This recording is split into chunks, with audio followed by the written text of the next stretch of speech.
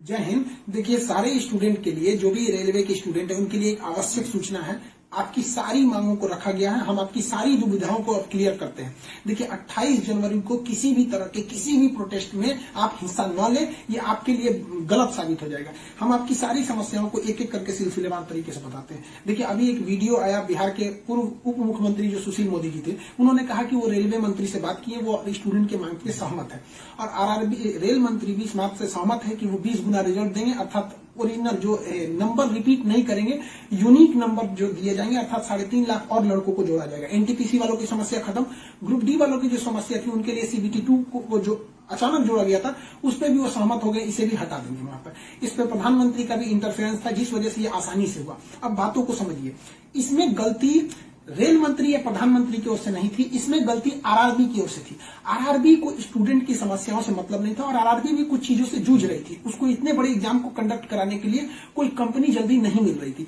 लेकिन कुछ लोगों का कहना है कि ये राज्यों में हो रहे चुनाव के मद्देनजर ऐसा डिसीजन लिया है, ये गलत है। देखिए, ये किसी टीचर या स्टूडेंट का स्टेटमेंट नहीं है, ये पॉलिटिकल मोटिवेटेड स्टेटमेंट है।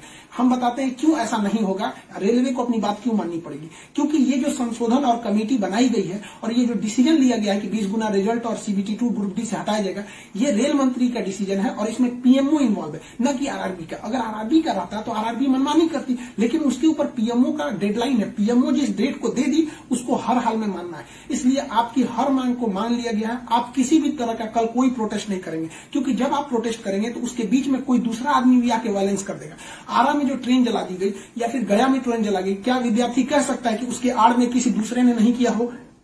करेगा कोई भी, भुगतेंगे स्टूडेंट। आपके लिए हम खड़े हैं बाबू। आपकी हर मांगों को हम शुरू से ही उठाते आए हैं। लेकिन जब हम वहां जाते हैं मंत्रालय में बात करने के लिए या बोर्ड ऑफिस में बात करने के लिए, तो वहां हम क्या जवाब देंगे किसी हिंसा का? वो यही पूछेंगे ना, जब बातें मान ली गई है तो आप क्यों हिंसा कर रहे हैं? तो इसलिए आप कल किसी भी तरह का, एक कह रहा है कोई भारत बंद होगा, क्यों भैया? आपकी स्टूडेंट की मांग हो गई, खत्म कहानी। अब आप पढ़ाई पे ध्यान दीजिए, ऐसे किसी भी और फेक न्यूज अफवाहों पे ध्यान नहीं दीजिए। कुछ भी जो यूट्यूब वाले हैं कुछ भी लिख देते हैं, ऐसे चीजों से आप बचिए। किसी भी डिस्ट्रिक्ट का कोई भी लड़का कल कोई भी प्रोटेस्ट या वायलेंस नहीं करेगा। हम कोई भी शिक्षक, हम हो या कोई टीचर, सारे टीचर परेशान हैं कि कल के प्रोटेस्ट को कैसे भी रोकिए। सारे टीचर से भी कहते हैं कि आप लोग तत्काल वीडियो रिलीज कीजिए कि कल कोई भी स्टूडेंट किसी भी डिस्ट्रिक्ट का हो।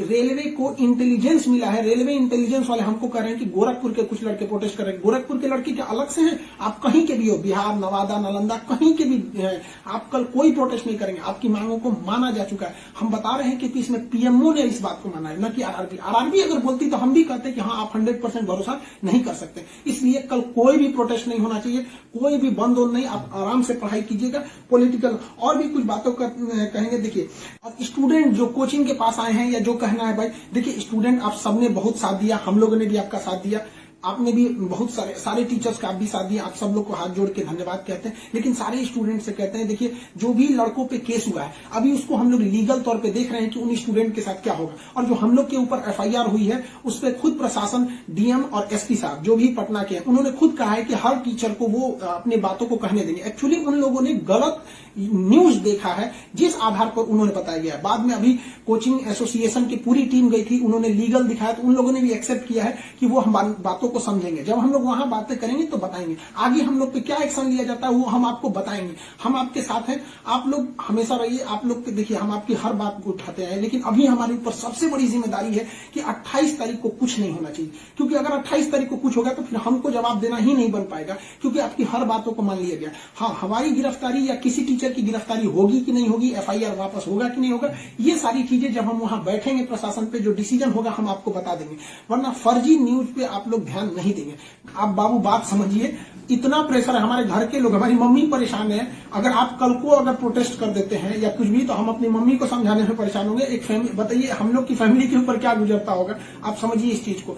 हम इसलिए फिर हर स्टूडेंट को हम हाथ जोड़ते हैं, बाबू हम ठीक हैं फिलहाल। अगर पुलिस कुछ भी कार्रवाई करती है हमारे ऊपर, हम आपको बताएंगे, ठीक है। ऐसा नहीं है, पुलिस प्रशासन भी पढ़ी लिखी होती है। ऐसा नहीं है कि जो वहां पे बैठे हैं वो आपकी तरह स्टूडेंट नहीं रहे होंगे, वो भी समझते हैं। उन लोग की जिम्मेदारी बताइए, पटना के डीएम और एसपी साहब की इसमें क्या गलती थी? लेकिन प्रेशर तो उनके पास है कि आप लॉ एंड ऑर्डर को मेंटेन कीजिए, तो वो लोग भी इसको कर रहे हैं। उन लोग के पास जैसा डिसीजन होगा हम आपको बताएंगे। और हाँ, ये बात हम हमेशा कहते हैं कि जो रेलवे बोर्ड बनाया गया वो इलेक्शन से मोटिवेटेड नहीं है, ये पीएमओ के इंटरफेयर के बाद इसे बनाया गया है। हम आप सारे स्टूडेंट जो हमारे साथ खड़े हैं, हम आप सबको भी हम कहते हैं आप लोग को धन्यवाद, और प्रशासन को भी कहते हैं कि देखिए, अगर हमारे नाम से कोई आईडी बनी है तो वो हमारी नहीं हो सकती। अगर कोई बराक ओबामा के नाम से आईडी बना के कुछ बनाता है तो उसमें बराक ओबामा को आप अरेस्ट या एफआईआर नहीं कर सकते, तो आप पहले उसकी सत्यता की जांच कीजिए। रही बात खान सर का नाम क्यों आ जाता है, तो ये भैया एक बात बताओ कि विद्यार्थी का इश्यू रहेगा, टीचर का नाम नहीं आएगा।